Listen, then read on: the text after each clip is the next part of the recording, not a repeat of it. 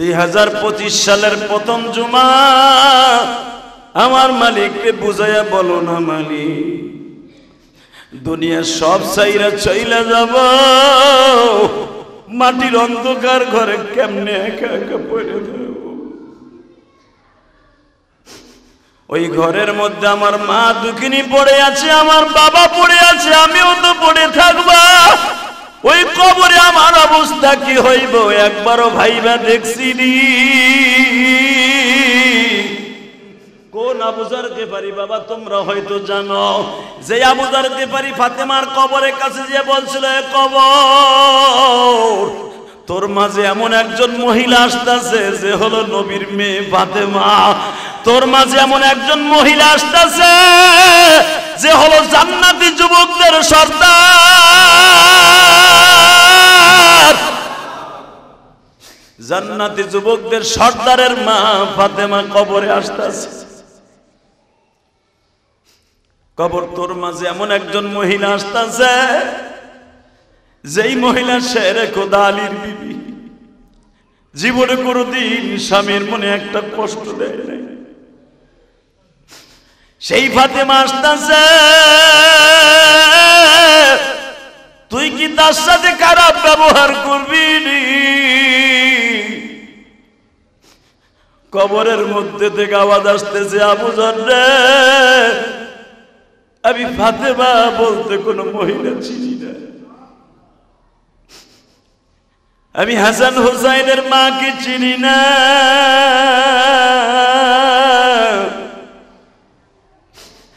আমি দুনিয়ার কোনো মানুষ চিনি না। আমি চিনি আমার মধ্যে যে ভালো কাজ নিয়ে আসবে। فمن يعمل مثقال ذرة خيرا يره ومن يعمل مثقال ذرة شرا يره। এটার মধ্যে যারা ভালো কাজ নিয়ে আসবে আমি তারই চিনব, আর কাউকে চিনি না রে আবু যার। এই শব্দটা শুই নাই বাবা আবু যার গেফারি চিৎকার মারে আর কান্দে আর বলে, দুনিয়ার মানুষ রে, কবর এমন একটা জায়গা যে কাউরে খাতির করব না। কেমনে থাকব ওই কবরে পড়িয়া, বন্ধু বান্ধব কাউকে সে বাবনা, সাপে কাটবে গুর্জ মারবে সেই ঘরে, মৌলা সারা কেহ নাই রে দেখি।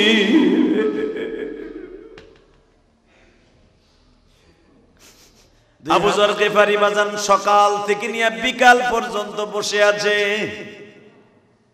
কিন্তু মক্কায় কার পূজারি করছে? মুহাম্মদ কাবায় ঢুকলেই তার আত্মহত্যার জন্য রেডি করবা, গুপ্ত হত্যার জন্য রেডি করবা। মুহাম্মদকে পেশার দিবা যেন সে আত্মহত্যা করে মারা যায়। আমার নবীকে আল্লাহ নিষেধ করলেন, ইদানিং আপনি কাবার ভিতরে ঢুকবেন না, হেরেমের মধ্যে ঢুকবেন না, আমি আল্লাহ নিষেধ, বাসায় বসে নামাজ পড়বেন। আবু যার গেফারি বিশ্ব নবীর দরজার সামনে এতিমের মতো দাঁড়ায় আছে। হযরত আলী ঘরের মধ্যে ঢুকিয়ে ইশারা দিলেন, ফাশারা দিলে ফাদখিলিয়া আবু যার গেফারি, ঢোকো। ঢুকলেই দরজা লাগাই দিছে, বৈঠকখানায় বসছে। মা খাদিজার চেহারে বইয়া আবু যার গেফারি ডাইনে তাকায়, বামে তাকায়, তাকায় বলে, হায় হায় রে, আমরা শুনছিলাম মুহাম্মাদের কোনো সম্পদ নাই, মুহাম্মাদের কোনো টাকা পয়সা নাই, যেই বাড়িতে আমি বইছি এই বাড়ির একটা ইটের চাকচুক কেউ তো আমার বাড়িতে নাই। এত সুন্দর রাজ প্রাসাদ, এত দামি একটা বাড়ি। চুপচাপ করে, আরে খাদিজার বাড়ি যে সোফা, সুপার পায়াগুলো স্বর্ণে, এত দামি সোফা, আমি যার আবু যার গেফারিরে বেচলেও তৈব না। একদিক দিয়ে বুঝলাম এই লোকটা অনেক সম্পদশালী। তারা বলছিল তাদের বাপ দাদার ঠিকানা নাই, সে এতিম, তার কোনো টাকা পয়সা নাই। কে বলছে তার টাকা পয়সা নাই? তার মতো তো ধনী কেউ নেই। বাজানরে হযরত আলী ঢুককেই দস্তরখান বিছায় দিলেন। এই জন্য দেখবেন মেহমান গেলে আগে সুন্নাত হলো তারে যে কোনো কিছু মেহমানদারি করানো। গল্প পরে নাস্তা আগে, এটা হলো সুন্নাত। আবু যর গিফারী দরখাস্ত বিছাই দিয়েই বলে, ভাইরে আপনি খাওয়া শুরু করেন, আমি এতিম নবীরে নিয়ে আসতাছি। আবু যর গিফারী বলে, খাওন পরে আগে ওই চেহারাটা দেখি। হযরত আলী কানে কানে যা বললেন, নবীজি গেফার গোত্রের নেতা আসছে, আবু যর গিফারী। নবীর শ্বশুর বাড়ি মা খাদিজার বাড়ি 2 তলা বাবা, কাঠের সিঁড়ি বেয়ে বেয়ে নবী নিচে নামতাছে। এবার এত জোরে একটা আওয়াজ দিবা, তোমার জীবনে কোনোদিন এত জোরে আওয়াজ দাও নাই। আবু যর গিফারী আমার নবীরে দেখতেছে, সিঁড়ি বায়ে বায়ে নামতাছে, মনে হইতেছে পূর্ণিমার চাঁদ।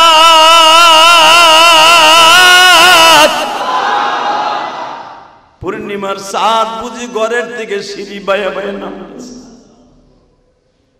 আবু যর গিফারী বাবা পাথরের মূর্তির মতো, কোনো আওয়াজ নাই, কোনো শব্দ নাই, বসার থেকে দাঁড়ায় পড়ছে। নবীরে দেখা অপলক নেত্রে নবীর চেহারার দিকে তাকায় আছে। আবু যর গিফারীর সামনে আমার এতিম নবী কখন আসছে আবু যর গিফারী নিজেও জানে না। আবু যর গিফারী আমার নবীর চেহারার দিকে তাকায় বলে, এই চেহারা কোনদিন মিথ্যাবাদী সেটার বাটপারের চেহারা হইতে পারে না গো। এই চেহারাটা কোনদিন কোন বাটপার মানুষের হতে পারে না। আবু যর গিফারী একটা দৌড় দিয়ে আমার নবীর হাত মোবারক ধরিয়ে একটা চুমা দিয়ে দিলেন। নবী আমার আবু যর গিফারীর ঘাড়ের পরে হাত দিয়ে বসাইলেন দস্তরখানের মধ্যে। দস্তরখানে বসাইয়া জিজ্ঞাসা করে, আপনার নামটা কি? আমার নাম আবু যর, আমি গিফার গোত্রের নেতা। নবী একবারও জিজ্ঞাসা করে নাই আপনি কি জন্য আসছেন।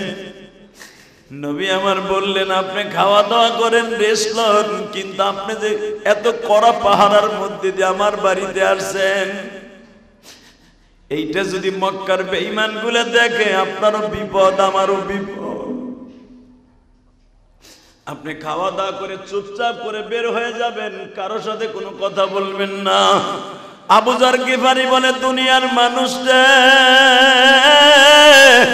মুহাম্মদ সাল্লাল্লাহু আলাইহি ওয়াসাল্লামের ব্যবহার দেখে আমি পাগল হয়ে গেলাম।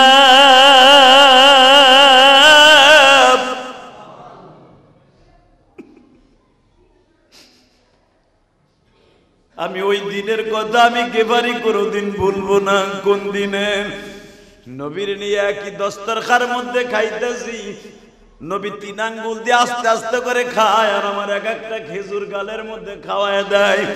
আমি নবীর খেজুরের বিচিটা আমার পকেটে এখনো রাইখে দিছি। এই 10টা বছর হয়ে গেল খেজুরের বিচিটা আমি এখনো ফেলাই নাই গো। যখনই আমার ক্ষুধা লাগে, নবীর খাওয়ানো ওই খেজুরের আঠিটা আমি গালের মধ্যে দিয়া সুইং গামের মতো চোষা মারি। মাত্র কয়েক মিনিটের ভিতরে আমার পেটটা ভরিয়ে যায়। আবু যর গিফারী রাদিয়াল্লাহু তাআলা আনহু বলেন, আল্লাহুম্মা সাল্লি আলা মুহাম্মাদিন ওয়া আলা আলি মুহাম্মাদ কামা সাল্লাইতা আলা ইব্রাহিম ওয়া আলা আলি ইব্রাহিম ইন্নাকা হামিদুম মাজিদ। আল্লাহুম্মা বারিক আলা মুহাম্মাদিন ওয়া আলা আলি মুহাম্মাদ কামা বারাকতা আলা ইব্রাহিম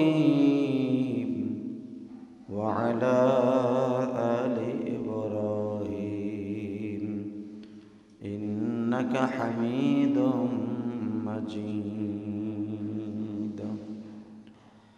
نحمده ونستعينه ونستغفره ونؤمن به ونتوكل عليه ونعوذ بالله من شرور أنفسنا ومن سيئات أعمالنا من يهده الله فلا مضل له ومن يضلل فلا هادي له الذي أرسل رسوله بالهدى ودين الحق ليظهره على الدين كله وكفى بالله شهيدا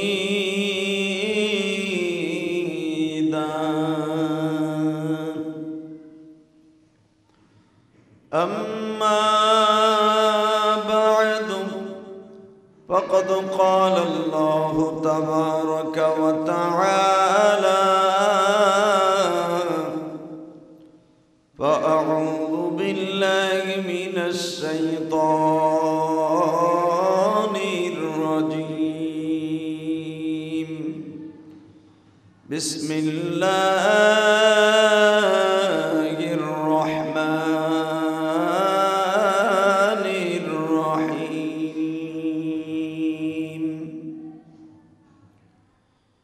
إياك نعبد وإياك نستعين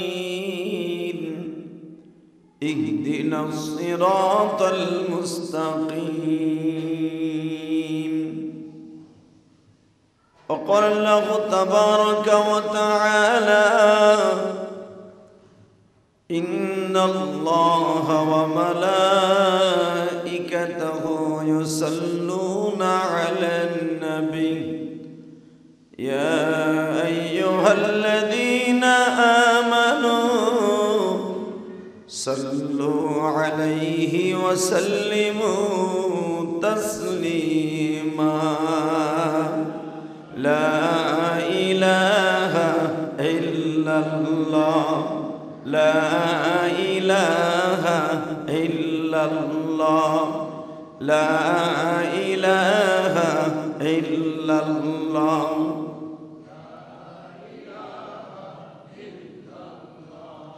لا إله إلا الله لا إله إلا الله لا إله إلا الله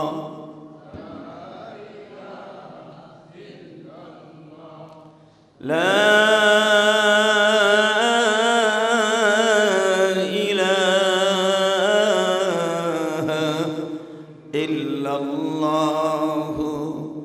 محمد رسول الله صلى الله عليه وسلم الله الله الله الله الله الله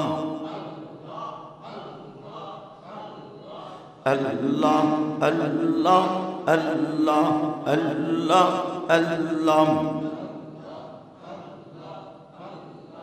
الله الله الله الله الله لا إله إلا الله محمد رسول الله সাল্লাল্লাহু আলাইহি ওয়াসাল্লাম। আল্লাহর যাকিরিন শাকিরিন মুহিব্বিন মুবাল্লিগিন, আল্লাহর প্রিয় মাহবুব বান্দারা, আল্লাহ সুবহানাহু ওয়া তাআলার দপ্তরে লাখ কোটি শুকরিয়া জ্ঞাপন করছি যে মহান সত্তা আপনাকে আমাকে শৈত্য প্রবাহ চলছে প্রখর শীতের মধ্যে মসজিদে আগে আগে এসে বসবার তৌফিক দান করেছেন। 2025 সালের প্রথম জুমা আল্লাহ পাক আমাদের সকলের জন্য হেদায়েতের জরিয়া বানিয়ে দিক। আল্লাহ তাআলা আমাদের সবাইকে মাফ করে দিক। জানুয়ারি মাসের প্রথম জুমা 2025 সালের আল্লাহ পাকের অনেক বড় নিয়ামত, যারা আগে আগে আসতে পেরেছি মসজিদে, আল্লাহ তাদেরকে আগে আসার তৌফিক দান করে যাদের কপাল, যাদের মস্তিষ্ক, যাদের দিমাগ আল্লাহ এবং আল্লাহ রসুলের জন্য কবুল হয়েছে। প্রিয় হাজিরিন, আল্লাহ সুবহানাহু ওয়া তাআলা তার কোরআনে কারীমের মধ্যে বলেন, বান্দায় যখন আল্লাহর প্রশংসা করে, রব্বে কারীম তার প্রশংসা নিয়ামতের মুনাইমের নিয়ামতের শুকরিয়া আদায় করার কারণে আল্লাহ রাব্বুল আলামিন তার নিয়ামতকে বৃদ্ধি করে দেয়। আল্লাহ সুবহানাহু ওয়া তাআলা আরো বলেন, বান্দায় যখন আমি রবের কাছে চায়, ফাস্তাইন ওয়াস্তাইন বিল্লাহ, যে ব্যক্তি আল্লাহর কাছে চায়, উদউ আস্তাজিব লাকুম আইনামা তাকুনু ইউদরিকুমুল মাউত ওয়ালাউ কুনতুম ফি বুরুজিম মুশাইয়াদা।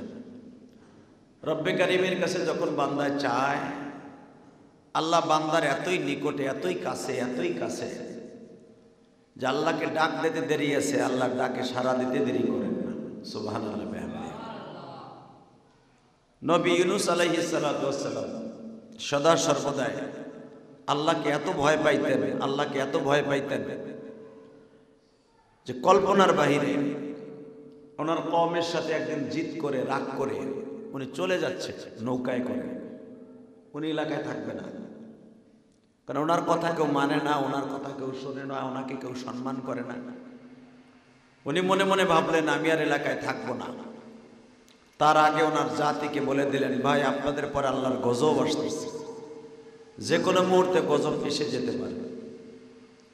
তার জাতিরা তার এই ভয়কে কোনো কিছু মনেই করলো না। সবাই বলল, দেখি গজব কোন দিক দিয়ে আসে। ইউনূস আলাইহিস সালাম যেদিনকে সকালবেলা গজব আসবে,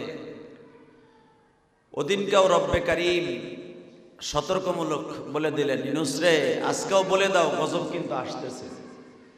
তার কওমের মানুষগুলা এটাকে বিশ্বাস করল না। আর এই গজব আসার কারণ ছিল বছরের প্রথম দিনই। কারণ আমাকে যেরকম জানুয়ারি মাসের প্রথম জুমা, ঠিক ওই জামানায় ইউনূস আলাইহিস সালামের কাছে এবং প্রত্যেকটা নবীর কাছে বছর শুরু হইতো মুহররম মাস থেকে। আরবি বছর মুহররম মাস থেকে শুরু হয়। তো আমাকে যেরকম জানুয়ারি মাস, তাদের কাছে মুহররম মাস। এই মুহররম মাসে আল্লাহ পাক অনেক ঘটনা ঘটিয়েছে। তার ভিতরে একটা উল্লেখযোগ্য ঘটনা, ইতিহাস। ইউনূস আলাইহিস সালাম বছরের প্রথমই, কারণ আমাদের কাছে যেরকম জুমার দিন দামি, বনী ইসরাইলের নবীদের কাছে শনিবার আর রবিবার ছিল দামি। ইউনূস আলাইহিস সালাম শনিবার সকালবেলা বলে দিলেন, ঠিক এরকম জুমা, আমাকে জুমা তাকে হলো শনিবার, পবিত্র দিন। বনী ইসরাইলের জাতিকে বলে দিলেন, আজকে পবিত্র দিন, আজকে কিন্তু গজব আইসা পড়বে, তোমাদের এখনো সময় আছে, ভালো হয়ে যাবে। তো কওমের মানুষগুলা বলে দিল, তুমি যতই ভয়ভীত দেখাও কোনো কাজ হবে না, গজব আমাদের কাছে আসবে না, আমরা হাত দিয়া পাও দিয়া গজব ফিরে ফেলব। নাউজুবিল্লাহ। আল্লাহর গজবকে ফিরাবার মতো কেউ আছে? জোরে কর। আল্লাহর পয়গম্বর ইউনূস বললেন, আমার জাতি ভালো করে বুঝো, যেই গজব তোমাদের কাছে চাপতাছে, এই গজব ফিরাইবার মতো অস্ত্র তোমাদের কাছে নাই। আমি তোমাদের অত্যন্ত বিনয়ের সাথে বলবো, অতি দ্রুত গজব থেকে বাঁচার জন্য আল্লাহর কাছে আত্মসমর্পণ করো। তার জাতি দীপ্ত কণ্ঠে বলল, ইউনূস রে, তুমি যতই ভয় দেখাও, গজব ফিরাইবার মতো এবিলিটি আমাদের কাছে আছে। ইউনূস পয়গম্বর বললেন, আমি আবার বলছি, তোমরা তওবা করো, আল্লাহর কাছে আত্মসমর্পণ করো। তার জাতি বলে দিলেন স্পষ্ট, আমরা কোন রকম ভাবে আত্মসমর্পণ করব না। আল্লাহর পয়গম্বর ইউনূস বললেন, ঠিক আছে, তাহলে তোমরা থাকো, আমি চললাম। কিন্তু আল্লাহর পয়গম্বর ইউনূসের এখানে একটু ভুলে গেছিলেন, আমার আল্লাহর সাথে পরামর্শ করা ফরজ। ঠিক না বেটি? পরামর্শ কার সাথে করতে হয়? হ্যাঁ, শীতের মধ্যে জমে গেছেন নাকি? এই মুসলমানের বলা, জীবনে কোনোদিন একটা অন্যায় করে নাই, চেহারায় বলে দিতে পারবে? কারণ নবীরা হলো মাসুম, বেগুনাহ, কোনো গুনাহ নাই। কোন মানুষ বিশ্বাস করে না আপনি অন্যায় করে মালিকরে ধোঁকা দিয়ে নৌকায় উঠতে পারেন। মনে রাখবেন আমার পয়গম্বর নবী মুহাম্মদুর রাসূলুল্লাহ সাল্লাল্লাহু আলাইহি ওয়াসাল্লাম মক্কার ভূখণ্ডে মানুষের কাছে ধোঁকাবাজ ছিল। নাউজুবিল্লাহ বলেন। বেঈমানদের কাছে ধোঁকাবাজ, ইমানদারের কাছে পৃথিবীর শ্রেষ্ঠ মহামানব। ঠিক না বেঠি? এই জন্য দেখবেন ইহুদি নাসারারা কোরআন শরীফ ধরিয়া পান নিচে দিয়া সিরা সিরা নট্টকিদের পায়ের নিচে ফেলায়। দেখেন না মাঝে মাঝে ইউটিউবে দেখা যায়। ডেনমার্কে এক মহিলা কোরআন শরীফ দিয়ে টিস্যু পেপার বানাইছিল। তার পায়খানার লজ্জা স্থানগুলা লেপটিন করে পায়খানা করে মুছছিল। ওই মহিলা যে সময় এই কাজ করেছে আমার মাবুদের কোরআন দিয়া, ইতিহাস প্রমাণ করে তার শরীরের ওই জায়গা থেকে এমন পছন্দ ধরছে 3 মাসের ভিতরে ক্যান্সার হইয়া এইডস হইয়া দুনিয়ার থেকে মহিলা পস্তে পস্তে বিদায় নিয়েছে। এই দৃশ্য দেখে তার বংশের ভিতরে প্রায় 1 থেকে 100 জনের উপরে মানুষ কালেমা পড়ে মুসলমান হয়েছে। এটা কোরআনের মুজিজা। সুবহানাল্লাহ বলতে পারলেন না? তো কিছু কিছু জিনিস আছে চেহারার ভিতর ফুটা উঠে যে লোকটা খারাপ কোনো কাজ করতে পারে না। কথা বল না কেন? জোরে কর। দেখবেন কোন মাদ্রাসার ছেলে যদি ভুল করে চুরিও করে ফেলে, চুরি করে ফেলেছে, চুরি করার কারণে একজন পাশের থেকে ভাই ছেলেটার চেহারা ও আসলে চোর না, ও হয়তো পেটের অভাবে ক্ষুধার অভাবে হয়তো কিছু চুরি মুড়ি করছে, আরে মাফ করে দেও। ঠিক না বেটি? আবু যর গিফারি রাদিয়াল্লাহু তাআলা নাম শুনছেন আবু যরের? হ্যাঁ, খালি শিবুনবর নাম শুনছেন, আবু যরের বাড়ি কই এটা চিনেন না। আজকে শুনেন, আবু যর গিফারের বাড়ি হলো মক্কার একটা জেলার নাম আছে গিফার। গিফার মক্কার থেকে প্রায় 180 কিলোমিটার দূর একটা জায়গার নাম গিফার গোত্র। মক্কার ভিতরে যেরকম কুরাইশ বংশ দামি ছিল, আর এটা তায়েফ থেকে প্রায় ইয়ামানের বর্ডারের কাছাকাছি এখানে একটা বংশের শহর ছিল গিফার গোত্র। অনেক দামি গোত্র, এরা অনেক পয়সার মালিক এবং এরা খুব ক্ষমতার মালিক। এরা যেই দিকে যাইতো ওই দিকে চষতে চষতে যাইতো। গিফার গোত্রের মানুষ, তাদের আল্লাহ এত বিচক্ষণতা দিছিলেন, এত বুদ্ধি দান করছিলেন, তাদের বুদ্ধি এত বেশি যে তারা কোনো মানুষকে দেখে আন্দাজ করতে পারতো এই লোকটা ভালো না খারাপ। সুবহানাল্লাহ জোরে কর। তো আবু যর গিফারি রাদিয়াল্লাহু তাআলা সে ছিল গিফার গোত্রের নেতা, মাতবার, সেনাপতি। তো উনি শুনতে পাইলেন মক্কায় একজন মুহাম্মদ আছে এবং ওনার দেশের নেতার গোত্রে যারা আসছিল মক্কায় হজ করতে, তারা বলে মক্কা নগরীতে একজন নবী নামে মুহাম্মদ আছে যার চেহারা দেখলে মানুষ পাগল হয়ে যায়। আর কিছু দুষ্ট লোক যে তারা বলে দৌড়া বেড়া, ও একটা বাটপার। হ্যাঁ, নাউজুবিল্লাহ। বোর টেবিলে বই দেখবেন একটা লোককে সবাই ভালোবাসে না। কথা বলেন না কেন? আমি কি সবার কাছে বালা? কে কইছে আমি সবার কাছে বালা? আমি রাস্তা দিয়ে হাঁটলে অনেকে দোকানে বই কয় বাটপার, অনেকে কয় এটা সিটার, আবার অনেকে দৌড় বেড়া। এই বেটার আওয়াজ শুনে মানুষ কানতে কানতে পাগল হয়ে যায়। ঠিক না বেটি? এটাই দুনিয়ার নিয়ম। আরে আমারে না গালি, আমি তো একটা সল্টু মানুষ, পৃথিবীর শ্রেষ্ঠ মহামানুষ, পৃথিবীর শ্রেষ্ঠ মহামানব যাকে বলা হইতো, তারে ভালোবাসতে যে 2 গ্রুপ হয়ে গেছে। কথা বলেন। গিফার গোত্রে যে কিছু কিছু মাতবাররা কইতেছে বেটা এবার গেছিলাম হজে, একটা লোকের সাথে দেখা হইলো যার চেহারা দেখলে মানুষ পাগল হয়ে যায়। তার চেহারার মধ্যে কয় সে একজন নিষ্পাপ মানুষ, তারে দেখে মন চায় তার ধর্মের ভিতরে ঢুকে যায়। তার চেহারা দেখে মন চায় হেজা কয় তাই বলি। আর এক গোত্র কয় ধর বেটা, ওর মতো বাটপার মানুষ পৃথিবীতে আছে। চাচার বাড়ি খাইলো, চাচার বাড়ি পড়লো, হোর বাড়ি গেল, এর কোনো ঐতিহ্য নাই, তার কোনো বংশের সিঁড়ি নাই, সে একা, মা নাই বাপ নাই, পরের বাড়ি থাইকা খাইয়া এর নতুন নবী দাবি করে ফেলাইলো। বাপ দাদার ধর্মকে চুনকালি মাইরে সে নতুন একটা ধর্ম খাড়া করছে, সে একটা নতুন রাজনীতি দল খাড়া করছে। ওই লোকটার মতো খারাপ লোক আর হইতে পারে না। গ্রুপ হয়ে গেল কয়টা? জোরে কর, আরো জোরে, আরো জোরে, হ্যাঁ জোরে কর না। কয়টা? 2টা। আর এক গ্রুপ মাঝখান দিয়ে খাড়াই গেছে, আবার নতুন দল। সেখানে দূরও বেড়া, যদি লোকটা এতই খারাপ হবে তাহলে তার চেহারা দেখে মানুষ পাগল হয় কেন? তার কথা শুনে ব্যবহার দেখে মানুষ কালেমা পড়ে কেন? এই যে কালেমা পড়ে তৃতীয় নাম্বার যে দলটা, এই হল আবু যর গেফারি। সুবহানাল্লাহ কইলেন না? যে কোনো জায়গায় দেখবেন তিনটা গ্রুপ হয়, তাই না? আওয়ামী লীগ আছে, বিএনপি আছে, মাঝখানে এখন সবচেয়ে বড় নেতাগিরি খাড়ায় গেছে জামাত ইসলাম। কথা কন না কেন?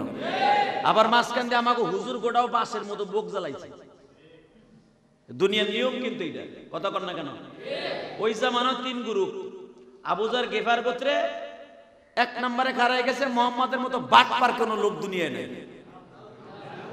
নাউজুবিল্লাহ, আসতে গেলে বুবা হয়ে মরবা, একটা ডাইরেক্ট বুবা হয়ে মরবা। আমার নবীর মতো সুন্দর মানুষ আছে? কোরআনে কি বলে শুনেন, লাকাদ কানা লাকুম ফি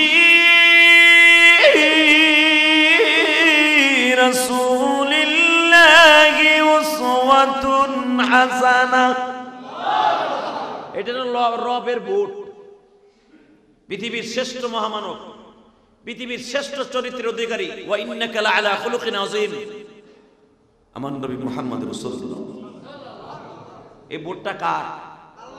জোরে কর, আরো জোরে। আল্লাহ যা চায় তাই হয়, ঠিক না বেঠিক? বান্দা যা চায় তাই হয় না। ভালো করে বুঝবেন। আওয়ামী লীগ জামাতরে নিষিদ্ধ ঘোষণা করেছিল, করছিল না? জামাত ইসলাম বলতে বাংলাদেশে কোনো দলই থাকবে না, নিষিদ্ধ। এই দল নিষিদ্ধ, পোস্টার মাইকিং সব নিষিদ্ধ। এখন আওয়ামী লীগই নিষিদ্ধ। কথা কর না? বেশি দিন না, 6 মাসের ডিফারেন্সে পোল্ট্রি, পুরা পোল্ট্রি। এই পোল্ট্রিটা কে দিছে? তাহলে বোঝা গেল ক্ষমতার মালিক হে তুমি আর আমি না, চান্দু। এটা ভুলে যাওয়া যাবে না, এটা বললেই কপালে জুতার বাড়ি। কথা কর না কেন? ক্ষমতা একজনের, আল্লাহ কোনোদিন কেড়ে নেবে, সেটা উলামা ইকরামের ক্ষমতা। যে দলই ক্ষমতায় থাকুক, আমরা থাকবো প্রধান। কোন দলকে পরোয়া করার মতো ক্ষমতা আলেম উলামার নাই। কথা কর না কেন? হ্যাঁ, এদের ভিতরে একটাই পাওয়ার আছে, কোরআনের পাওয়ার। জেলখানায় নিবা, ওইখানে নিলে কোরআনের কথা কব। রিমান্ড দিবা, গরম ডিম ফাঁসা দিয়া দিবা, তাও আছি। সব খামো, কোরআনের কথাগুলো বলবো। কথা বলেন না কেন? আলেম উলামা গুলাকে আওয়ামী লীগ সরকার ধরে নিয়ে ল্যাংটা করে জাইঙ্গা পড়ায় পেড়েছে। ইতিহাসটা এখন সব বাইরে হইতেছে। মনে রাখতে হবে কে কোন দল করেন, এটা দেখার বিষয়। আপনি কেরানীগঞ্জের, আমি গোপালগঞ্জের। কোন গঞ্জ আল্লাহর কাছে দামি নাই। আল্লাহর কাছে দাম, তার সাথে নেটওয়ার্ক কার বেশি ভালো। কথা বলেন না কেন? এটা মাথায় রেখেন।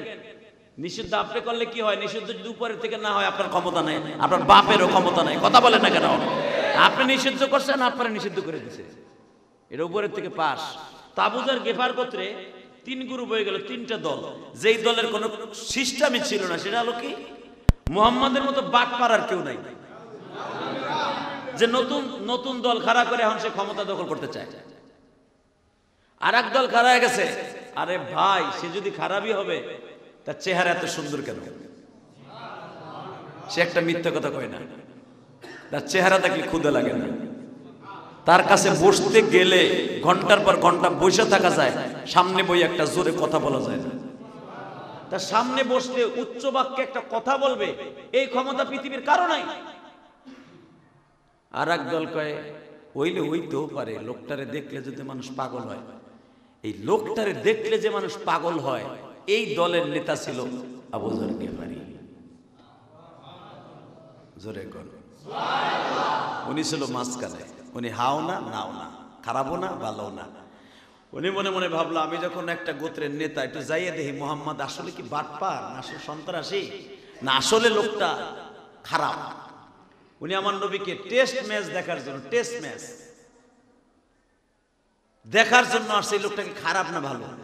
উনি আইসা কাবা ঘরের সামনে মুসাল্লাই নবী, যেখানে জিবরাইল নবীকে নামাজ শিখিয়েছিলেন, এখানে 7খানা পাথর আছে, অনেক বত্তরপূর্ণ পাথর।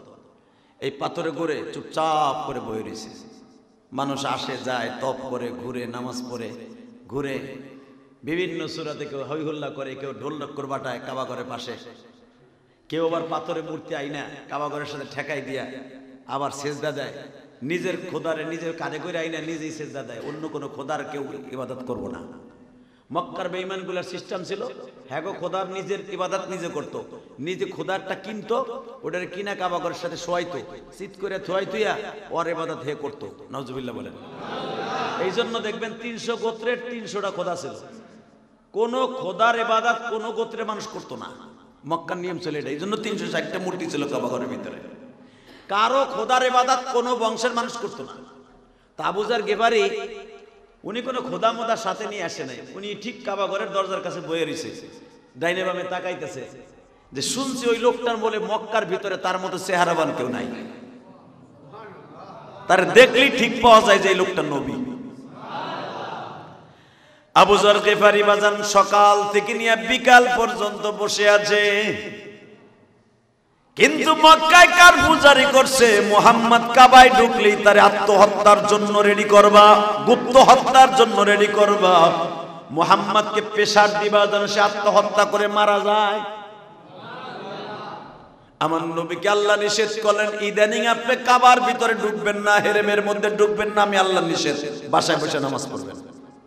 তাহলে বোঝা গেল রাস্তা যদি ক্লিয়ার না হয়, মসজিদে যদি ভেজাল থাকে, মসজিদে আসাও যদি আপনার দুশ্মন থাকে, এটা হাদিস। নবীরে বলে দিলেন আপনি আপাতত হেরেমে ঢুকবেন না, নামাজ বাসায় বসে পড়বেন। সুবহানাল্লাহ বলেন না? ঠিক ওই টাইমে আবু যর গিফারি আইছে। কার বুঝের সময় নবী মুহাম্মাদের ঢোকা নিষেধ, কারফু, ডাইরেক্ট কারফু। মুহাম্মাদের কোন মুসলমান মক্কায় ঢুকতে পারবে না, হেরেমে ঢুকতে পারবে না। ইন দি মিন টাইমে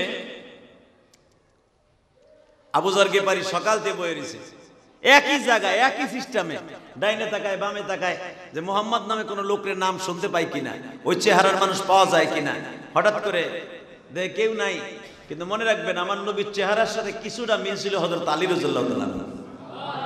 আমার নবীর চেহারার সাথে মিল ছিল হাসান হুসাইনের চেহারার মিল, আমার নবীর চেহারার সাথে মিল ছিল ফাতেমার চেহারার মিল।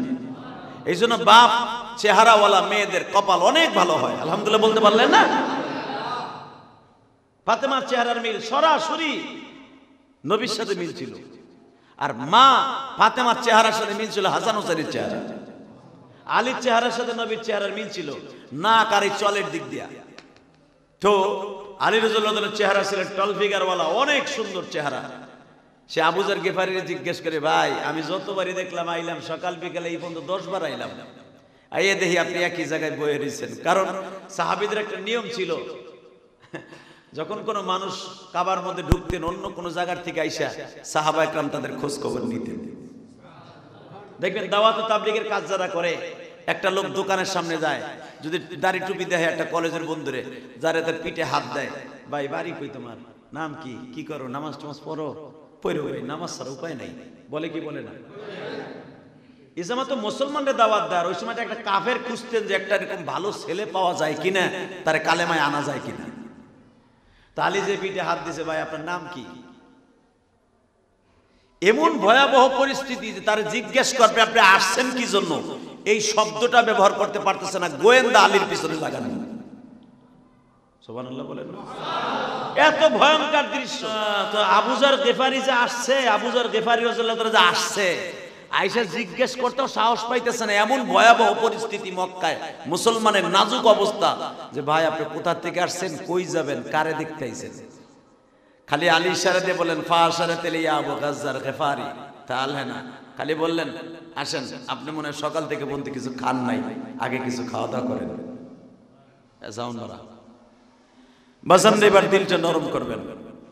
একটা লোক ক্ষুধার্ত থাকলে, এটা মক্কা, এটা বাংলাদেশ না, যেখানে সেখানে খাওয়ান পাওয়া যায়। আজ থেকে 1445 বছর আগে মক্কায় সচরাচর খাওয়ান পাওয়া যাইতো না, আর কেউ যদি খাওয়ান দিত তার মতো বন্ধু আর কেউ হতো না।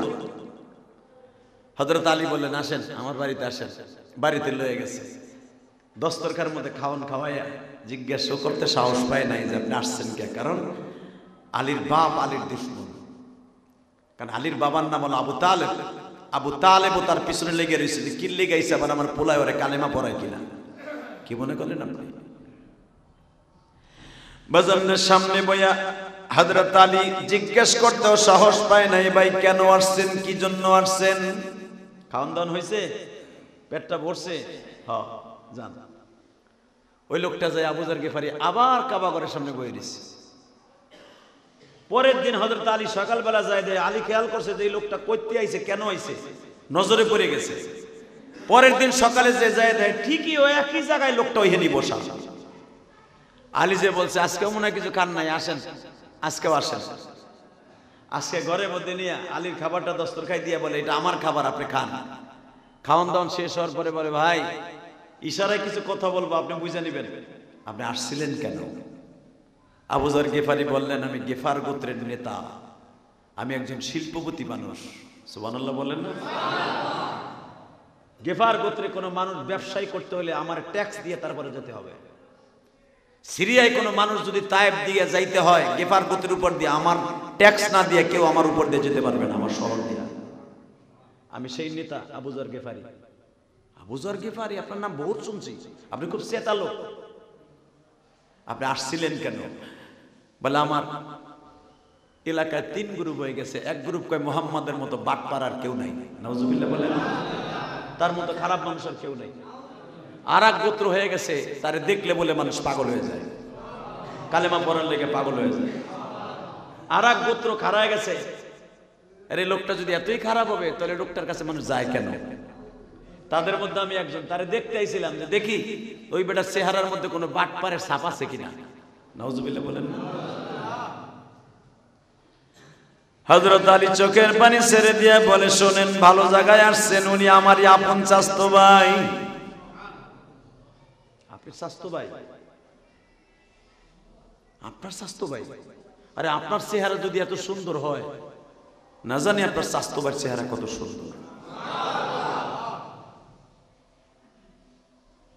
হযরত আলী বললেন আপনি কি তার সাথে দেখা করতে চান?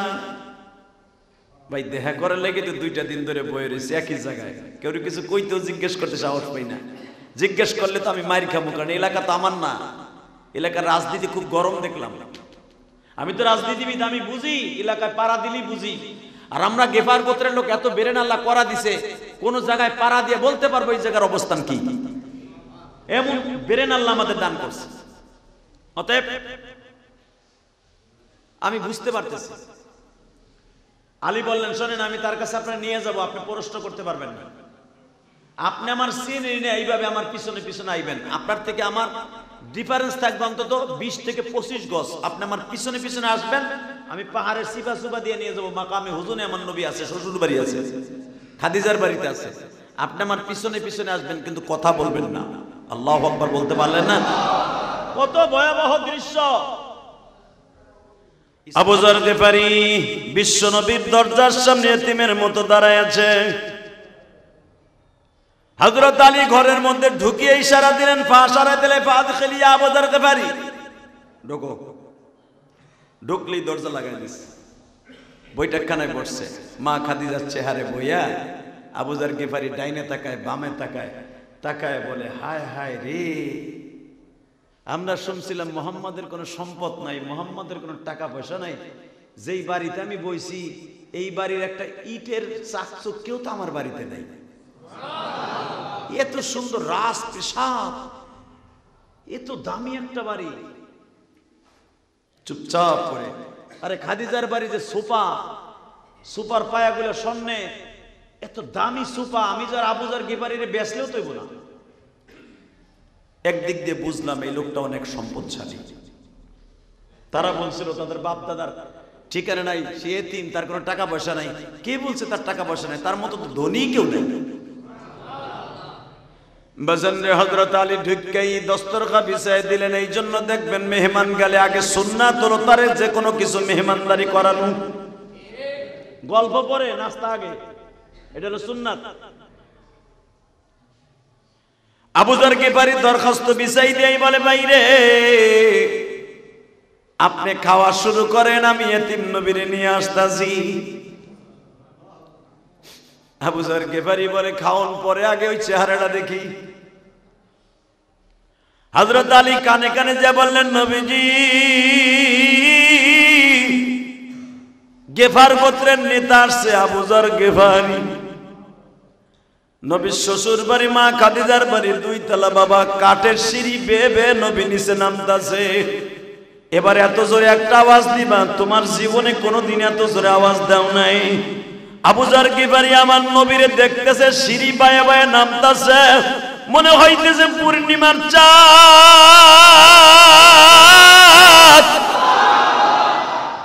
পূর্ণিমার চাঁদ বুঝি ঘরের থেকে সিঁড়ি বায়া বায়া নামতেছে। আবু যার গিফারি বাবা পাথরের মূর্তির মতো, কোনো আওয়াজ নাই, কোনো শব্দ নাই, বসার থেকে দাঁড়ায় পড়ছে নবীরে দেখা, অপলক নেত্রে নবীর চেহারার দিকে তাকায় আছে। আবু যার গিফারির সামনে আমার এতিম নবী কখন আসছে আবু যার গিফারি নিজেও জানে না। আবু যার গিফারি আমার নবীর চেহারার দিকে তাকায়া বলে, এই চেহারা কোনদিন মিথ্যাবাদী সেটার বাটপারের চেহারা হইতে পারে না গো। এই চেহারাটা কোনদিন কোন বাটপার মানুষের হতে পারে না। আবু যার গিফারি একটা দৌড় দিয়ে আমার নবীর হাত মোবারক ধরিয়ে একটা চুমা দিয়ে দিলেন। নবী আমার আবু যার গিফারির ঘাড়ের পরে হাত দিয়ে বসাইলেন দস্তরখানের মধ্যে। দস্তরখানে বসাইয়া জিজ্ঞাসা করে, আপনার নামটা কি? আমাদের নাম আবু যার, আমি গিফার গোত্রের নেতা। নবী একবারও জিজ্ঞাসা করে নাই আপনি কি জন্য আসছেন।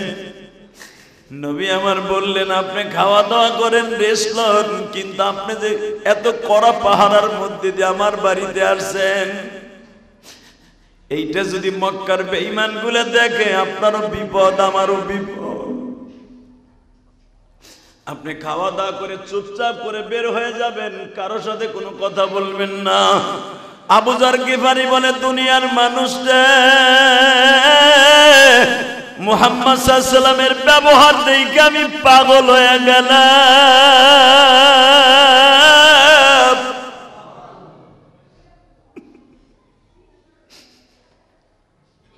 আমি ওই দিনের কথা আমি গিফারি কোনোদিন ভুলবো না। কোন দিনে নবীর নিয়ে একই দস্তরখানের মধ্যে খাইতেছি, নবী 3 আঙ্গুল দিয়ে আস্তে আস্তে করে খায়, আর আমার এক একটা খেজুর গালের মধ্যে খাওয়ায় দেয়। আমি নবীর খেজুরের বিচিটা আমার পকেটে এখনো রাইখে দিছি। এই 10টা বছর হয়ে গেল খেজুরের বিচিটা আমি এখনো ফেলাই না।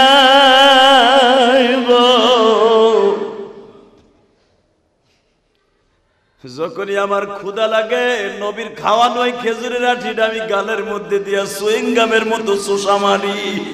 মাত্র কয়েক মিনিটের ভিতরে আমার পেটটা ভরিয়ে যায়।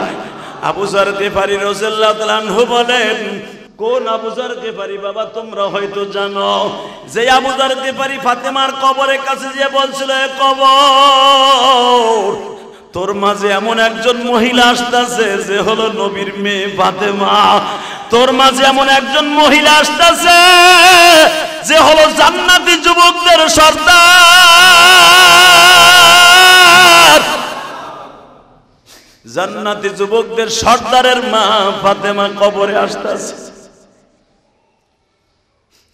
কবর তোর মাঝে এমন একজন মহিলা আসতেছে যেই মহিলা শেরে খোদা আলীর বিবি, জীবনে কোনোদিন স্বামীর মনে একটা কষ্ট দেয় নাই। সেই ফাতেমা আসতেছে, তুই কি তার সাথে খারাপ ব্যবহার করবি? কবরের মধ্যে থেকে আওয়াজ আসতেছে, আবু যার রে, আমি ফাতেমা বলতে কোনো মহিলা চিনি না। আমি হাসান হুসাইনের মাকে চিনি না।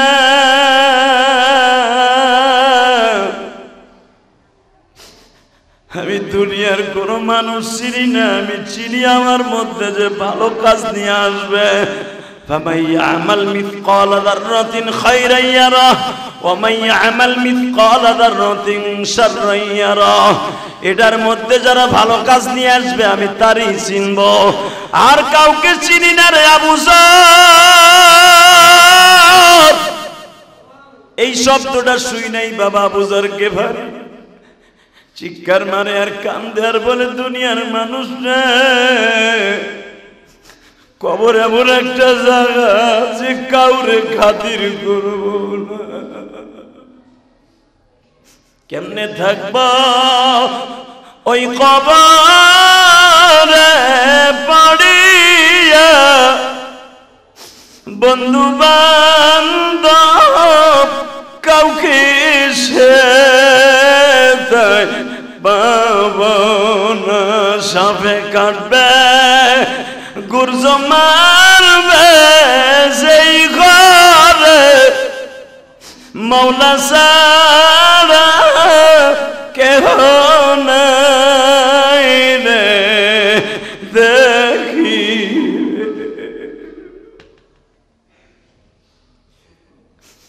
2025 সালের প্রথম জুমা, আমার মালিককে বুঝাইয়া বলো না মালিক, দুনিয়ার সব চাইরা চইলা যাব,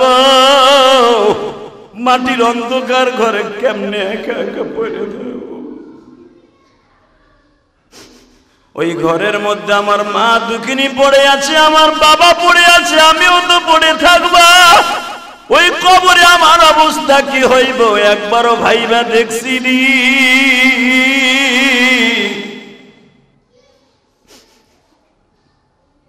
আল্লাহ আল্লাহ সবাইরে মাফ করে দাও, যেরকম আমিন।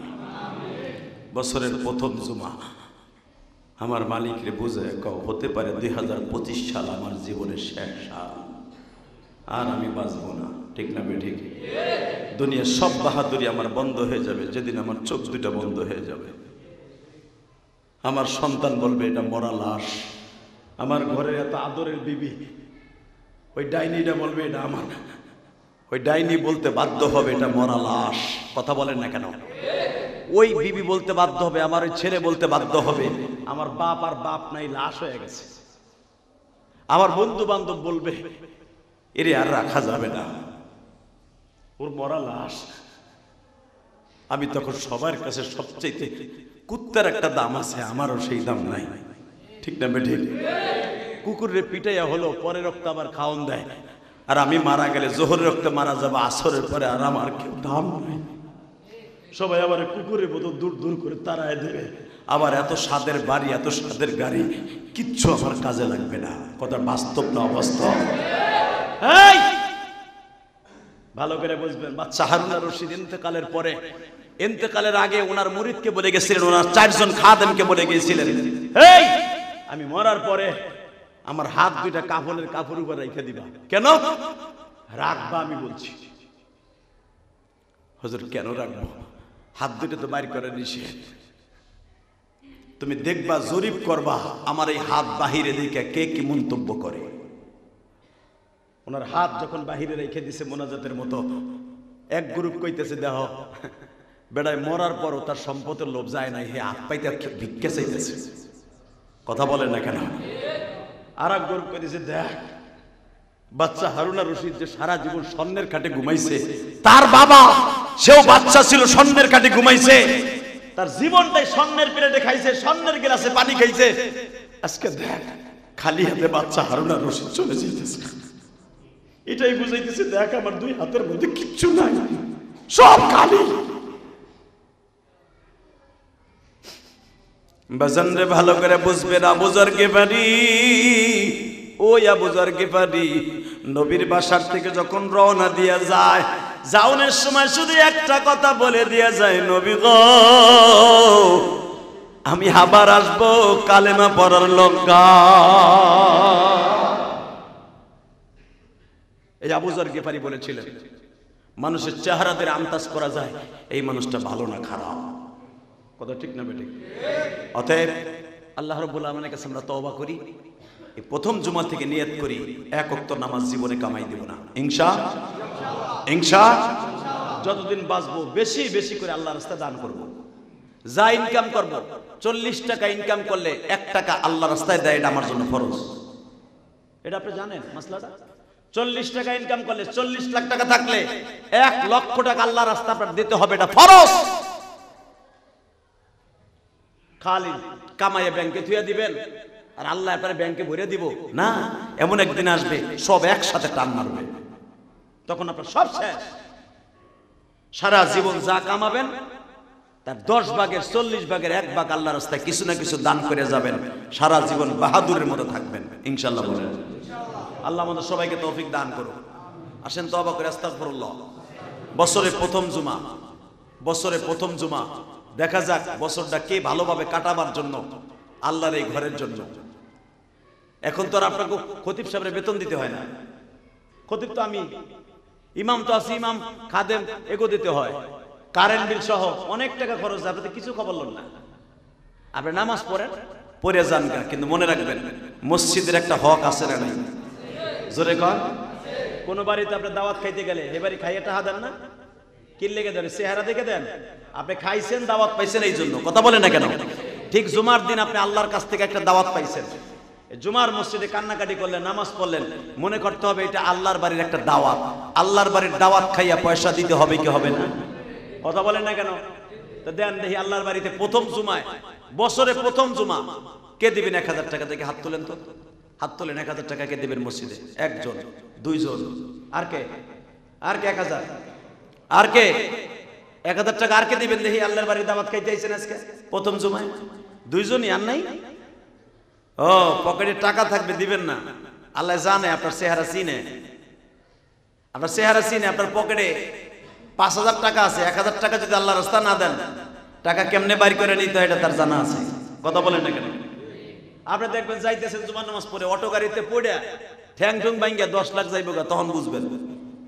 এই জন্য সদা সর্বদাই নিজের চেক দেওয়ার জন্য আল্লাহ রসুলের হাদিস আছে, সাদকাতু তারাদ্দুল বালা, তুমি দান করবা, তোমার এই বডি আমি আল্লাহ হেফাজত করব। এটা আল্লাহর ওয়াদা। অতএব দুইজন পাইলাম, আর কেউ নাই 1000 টাকা দিবেন? আর কেউ নাই? আর কেউ নাই 1000 টাকা দিবে? আচ্ছা 500 টাকা কে দিবে দেখি? হাত তোলেন তো। 500 টাকা একজন। 500 আজকে কে দিবে? তোলেন, হাত তোলেন। 500 টাকা একজনই। 500 টাকা দেওয়ার মতো আর কেউ নাই? আচ্ছা ঠিক আছে, এইবার কিন্তু সবার হাত তুলতে হবে দেখি। 100 টাকা কে দিবেন আজকে? 100 উঠেন হাত। 100 টাকা আজকে 100 টাকা দিবেন আল্লাহর ঘরের জন্য। পরে বছরে প্রথম জুমা 100 টাকা, 100 টাকা আজকে দিবা, সারা জীবন ভালো থাকবা। আমি জিহাদি বলে গেলাম, কোটি কোটি টাকার মালিক একদিন হইবা, কিন্তু টাকা দেওয়ার তৌফিক তোমার থাকবে না। বলো আর কে দিবে 100 টাকা আজকে? আর কে 100? আর কে দিবেন 100? আর কে 100? আল্লাহ কবুল করেন।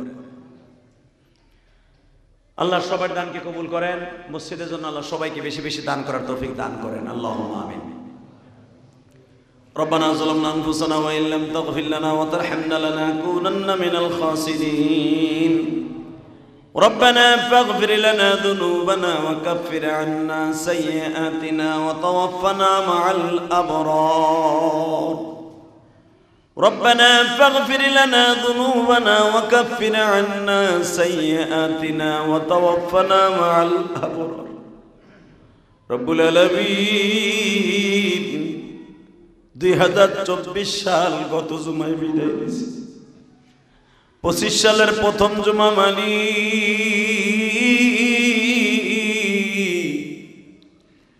এই জুমার মধ্যে যারা হাত তুলছে, কার জানো মা নাই, বাবা নাই,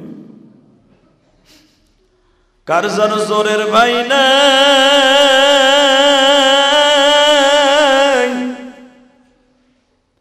কার জানো কলিজার টুকরা সন্তান নাই গো মালিক। কে বা হবে সঙ্গে আমার মরণে, কে বা হবে সঙ্গে আমার কবরে। রব্বুল আলামিন 2024 সালে কত মানুষের জানাজা করলাম, কত মানুষকে বালিশ ছাড়া শোয়া দিলাম,